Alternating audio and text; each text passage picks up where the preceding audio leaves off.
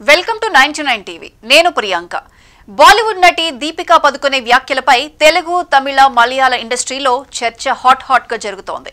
తాను రోజుకు 8 గంటలే పని చేస్తానన్న దీపికా వ్యాఖ్యలు నటుల మధ్య అభిప్రాయాలను వెల్లబుచ్చుతున్నాయి. ఇక దీనిపై తాజాగా పలువురు నటులు స్పందించారు. 8 గంటలే పని చేయడానికి ఇదేం ఉద్యోగం కాదని సంచలన వ్యాఖ్యలు చేశారు నటుడు దగ్గుబాటి రానా. మిగతా రంగాల్లో కదలకుండా పని చేయడానికి ఇవేమీ ప్రాజెక్టులు కాదన్నారు.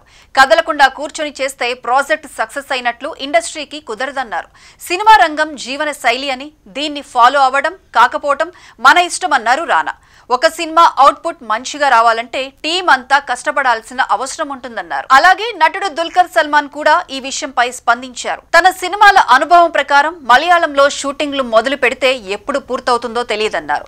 తమిళ సినిమా షూటింగ్ లో అయితే ఆదివారం సెలవు ఉంటుందని, ఇక తాను తెలుగు సినిమా మహానటి తీసినప్పుడు ఒక్కోసారి సాయంత్రం 6 గంటలకే ఇంటికి వెళ్లిన సందర్భాలు ఉన్నాయని దుల్కర్ వెల్లడించారు.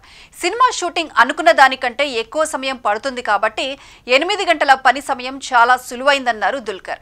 అయితే ఇదే టాపిక్ పై ఓ సినిమా ప్రమోషన్స్ లో భాగంగా నటి కీర్తి సురేష్ కూడా తన అభిప్రాయాన్ని వ్యక్తం చేశారు.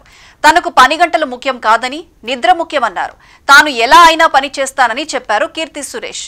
అంతకుముందు బాలీవుడ్ నిర్మాత, దర్శకుడు రోహన్ సిప్పి కూడా దీనిపై మాట్లాడారు. సినీ ఇండస్ట్రీలో నిర్ణీత సమయం అనేది సాధ్యం కాదన్నారు.